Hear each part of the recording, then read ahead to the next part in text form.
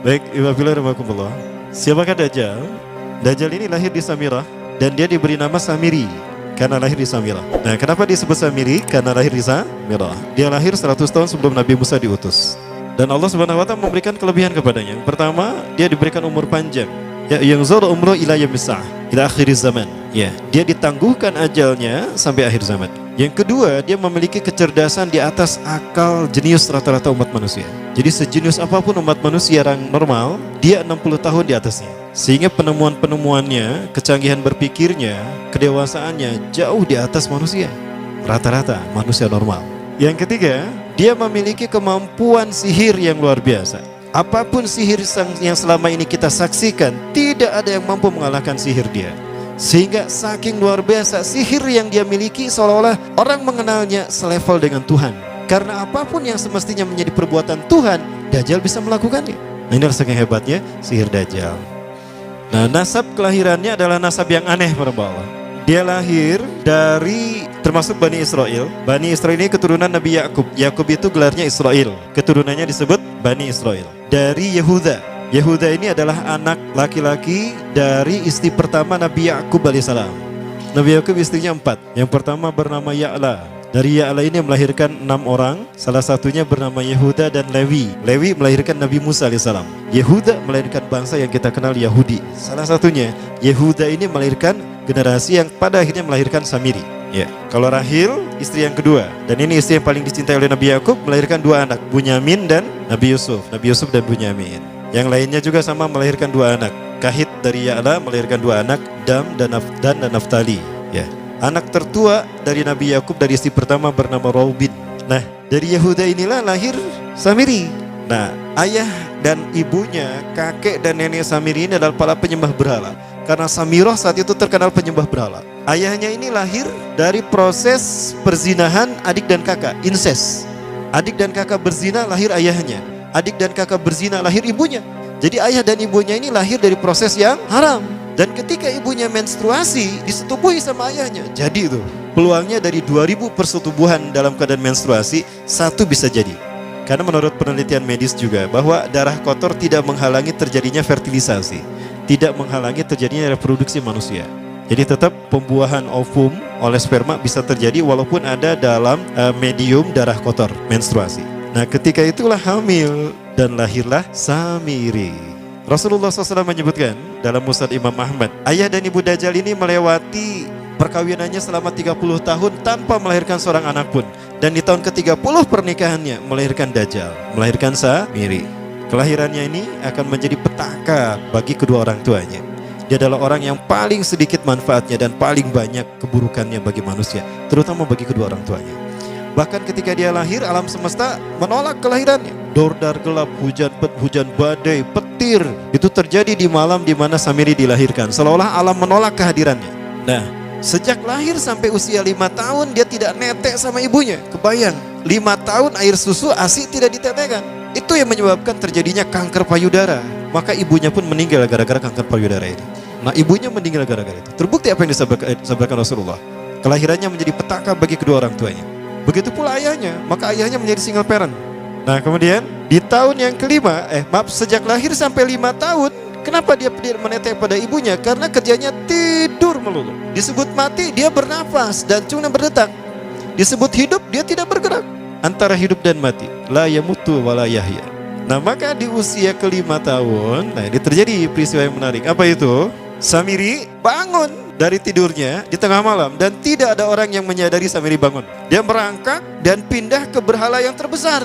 Nah, dia pindah ke pangkuan berhala terbesar, tidur di sana.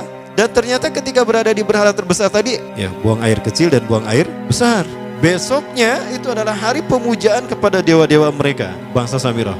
Apa yang terjadi? Ketika terjadi ritual pemujaan tadi, maka sang raja yang dipertuhankan oleh kaumnya mencium sesuatu yang tidak enak. Bapaknya Samiri ini adalah tokoh agama paganisnya. Pas dilihat, kaget sang raja. Ternyata itu pesing berasal dari pantatnya si Samiri yang ada di pangkuan berhala terbesar. Marah murka tuh sang raja.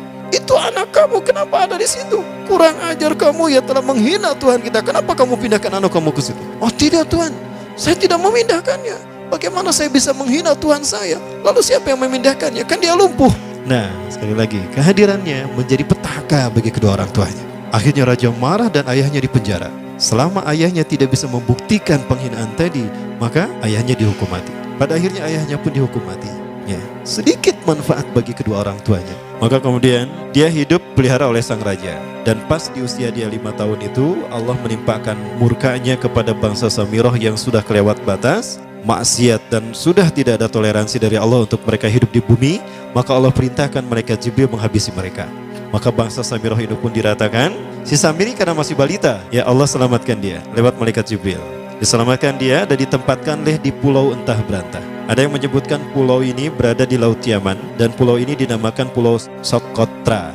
Pulau Socotra ini adalah pulau yang berada di ujung Jazirah Arab. Nah, ini Pulau Socotra. Ini pulau tempat di mana Dajjal atau Samiri dibesarkan sejak 5 tahun sampai usia 100 tahun. Ya, dari usia 5 sampai 100 tahun dia tinggal di Pulau Socotra ini. Nah, Pulau Socotra ini adalah pulau yang berada di kawasan Yaman. Pulau yang memiliki banyak keunikan luar biasa. UNESCO sempat ingin menjadikannya keajaiban yang ke-8. Kan ada 7 keajaiban dunia ya. Yang ke-8-nya tadinya ini. Namun karena dia terkait dengan Samiri Dajjal, maka banyak negara yang menentangnya, terutama negara-negara yang menjadi pengikut Dajjal. Maka pada akhirnya pulau ini dirahasiakan. Nah, sebetulnya pulau ini unik kalau kita ingin berekreasi ke sana. Namun karena posisi yang terpencil, jarang orang mengikutinya. Para wisatawan jarang mengunjunginya. Padahal sesuatu unik, termasuk binatang dan penghuninya tuh unik-unik. Pohonnya unik. Dunia menyebutnya pulau ini dengan pulau julukan dari pulau alien hingga pulau neraka. Ada juga yang menyebutkan The Jekyll Island. Pulau Jekyll Island itu bahasa barat, kalau bahasa kitanya Pulau Dajjal. Ya, sama dengan Pulau Sedir ya. Itu juga The Jekyll Island. Nah, Pulau Socotra kaya dengan flora dan fauna yang unik hingga saat ini belum ditemukan di tempat lain.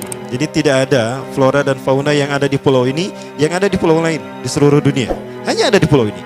Makanya di pulau inilah Allah ciptakan satu binatang yang unik juga, yang disebut dengan jasasa. Jasasa, binatang jasasa itu artinya mata-mata. Tajassa yatajassu tajassusan wa jasasatan, artinya pemata-mata, spy. Binatang ini bertumbuh besar, dhahmatun kabirah tughatti jismaha asy-sya'ar hatta la nastati' an nafariqa ayna wajhu wa ayna dubru. Tubuhnya besar, dipenuhi dengan bulu, sehingga saking penuhnya bulu kita tidak bisa membedakan mana dubur mana wajah. Yang menghadap itulah wajah. Baik, karena itu pulau ini pernah dicalonkan sebagai salah satu dari 7 keajaiban dunia yang baru ya. Nah, baik, ini contohnya nih. Saya perlihatkan keajaiban dan keunikan. Ini adalah padang pasir di Pulau Socotra.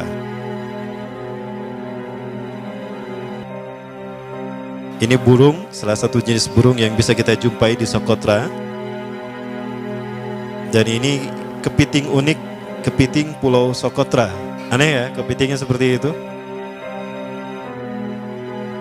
Ini laba-laba langka di Socotra, mirip tarantula. Dan ini pohon darah naga yang ada di Pulau Socotra juga. Nah, ini salah satu jenis pohon Dorstenia Socotra. Dan ini juga pohon yang lain, pohon Dendrocysaios Socotra. Ya, saya sebutkan lagi ya. Nah, ketika di pulau itu sebelum bertemu dengan Nabi Musa, Samiri di pulau itu yang hanya tinggal dengan seekor binatang jasasa. Binatang jasasa ini memberikan beberapa hal kepada si Samiri ya. Allah Azza wa Jalla menciptakan binatang berbicara yang bernama jasasa. Dia di mana lahirnya, ajalnya, matinya sama dengan ajal Dajjal. Begitu pula muncul dan menghilangnya. Binatang inilah yang mengajarkan akidah tauhid kepada Samiri muda. Pelajaran ini kononnya ditulis oleh Jibril alaihissalam dalam bentuk panel-panel atau prasasti. Isi prasastinya panel 1 yang ditulis oleh malaikat Jibril, panel 1 itu berisi kalimat la ilaha illallah, tidak ada Tuhan selain Allah. Ini dijelaskan oleh binatang jasasa. Yang kedua, panel kedua berkata Allahu wahid la syarikalah. Allah Maha Esa, tidak ada sekutu bagi Allah. Itu dijelaskan juga oleh binatang jasasa ini. Nah, binatang jasasa ini sekali lagi dia bertubuh besar. Kategorinya adalah kelasnya itu mamalia, genusnya mamalia. Cuma saya tidak tahu nama spesiesnya apa. Pada tahun 2017, akhir dari bulan Agustus di Filipina ditemukan binatang seperti ini. Ciri-ciri binatang ini nyaris sempurna seperti ciri-ciri binatang jasasa yang disebutkan Rasulullah terkait dengan binatang yang memata-matai Dajjal. Tubuhnya penuh dengan bulu. Ini disebutkan dalam surat An-Naml ayat ke-82. Ya, binatang ini seperti ini dan dia tidak pernah jauh dari laut karena dia selalu ingin membasahi tubuhnya dan dia pun makan dari makanan ikan laut. Maka dia tidak pernah jauh dari pantai. Seperti ini. Nah, binatang inilah yang mengajarkan prasasti mengajarkan akidah tauhid kepada Samiri muda. Yang ketiga, engkau diurus oleh Jibril, karena itu janganlah engkau mengkhianati janjimu dengan Allah. hanya engkau saja di pulau ini. Panel yang kelima, makanlah dan nikmatilah makanan minuman yang menjadi rizki dari Allah sesuai kehendakmu. Tidurlah sesukamu, tapi sembahlah Allah dalam berbagai keadaanmu dengan tasbih keesaan Allah kepadanya, yaitu dengan melaksanakan solat yang diwajibkan kepadamu. Allah lah sang raja, Allah yang Maha Esa. Dia tidak berayah dan tidak pula mempunyai anak. Allah Tuhan Tuhan yang maha besar dan maha agung. Dialah yang maha raja. Ada 7 panel. Panel yang ke-7 bercerita tentang Nabi Muhammad. Panel yang ke-6 itu bercerita tentang nabi-nabi, dan khusus panel yang ke-7 cerita tentang Nabi Muhammad. Jadi Dajjal sudah tahu, Samiri sudah tahu bahwa akan diutus Nabi Muhammad di akhir zaman. Dan itu nabi yang terbaik, makanya dia iri. Nah, selesai panel ini disampaikan, maka binatang sejasasa berkata, wahai Samiri, saksikanlah aku telah menunaikan, innani qad fa'altu ma umirtu min rabbi. Demi Allah, saksikan aku sudah menunaikan apa yang diperintahkan padaku, kata binatang jasasa. Maka sekarang adalah perintah terakhir, yaitu pertanyaan dariku untukmu. Hal tu'minu billah, apakah kau beriman pada Allah? Wa bima unzila ilaih, dan dari apa yang diturunkan kepada nabi-nabinya, kepada Jibril maksudnya. Famadal jawab ya Samiri, apa jawabanmu hai Samiri? Samiri tidak menjawabnya. Lama ditunggu-tunggu, Samiri tidak menjawabnya. Sehingga binatang ini pun pergi dengan menjerit dengan jeritan yang membuat Samiri ini pekak telinganya. 2 kali lagi datang lagi kembali kepada Samiri dan berkata binatang jasasa, ya Samiri, famadal jawab? Hal tu'minu billah, in tu'minu billah fatakunu mu'minan ajaba imanika ila yaumil qiyamah. Jika kau beriman kepada Allah, maka sungguh kau akan menjadi mukmin yang menakjubkan imannya. Inna ajalaka ukhirat ila akhir zaman. Sesungguhnya ajalmu ditangguhkan sampai akhir zaman. Jika kau beriman pada Allah, engkau akan menjadi mukmin yang menakjubkan. Fa in lam tu'min billah, tapi jika engkau tidak beriman kepada Allah, wa bima unzila ilaih, dan apapun yang diturunkan pada Jibril, innaka minal mal'unina ila yaumil qiyamah, dan kau terkutuk sampai hari kiamat nanti. Tidak juga dijawab. Pergi lagi binatang jasasa tadi sambil memekikkan suara yang pekikan yang keras. Yang ketiga kali yang terakhir dia bertanya kembali. Dan apa jawaban Samiri? Hei jasasa binatang buruk rupa, lihat di pulau ini tidak ada siapapun kecuali engkau dan aku. Dan yakinilah kalau panel ini bukan tentang Allah yang di langit sana, tapi yang disebut Allah itu saya. Hei jasasa, akulah Allah itu.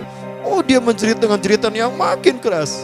Sampai si Samiri pun menutup kedua telinganya. Sejak saat itulah binatang itu pergi dan berkata, innaka dajjal, innaka dajjal, innaka dajjal.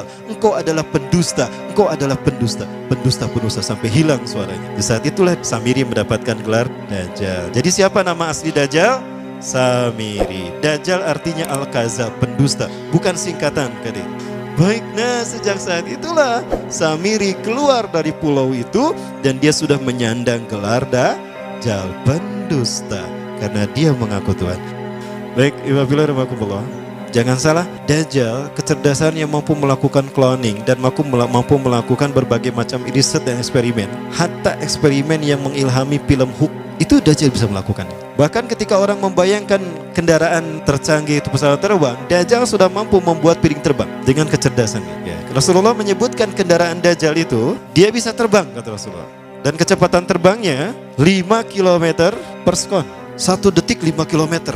Hanya dengan berkedip-kedip dia berkeliling dunia. Ya. Kecepatan ini diambil dari hadis Rasulullah. Berapa kecepatannya Rasulullah ketika dia terbang di muka bumi? Ya, kendaraan yang dia gunakan itu kecepatan terbangnya seperti awan yang ditiup angin, kata Rasulullah. Dan awan rata-rata ditiup angin itu 5 km per sekon.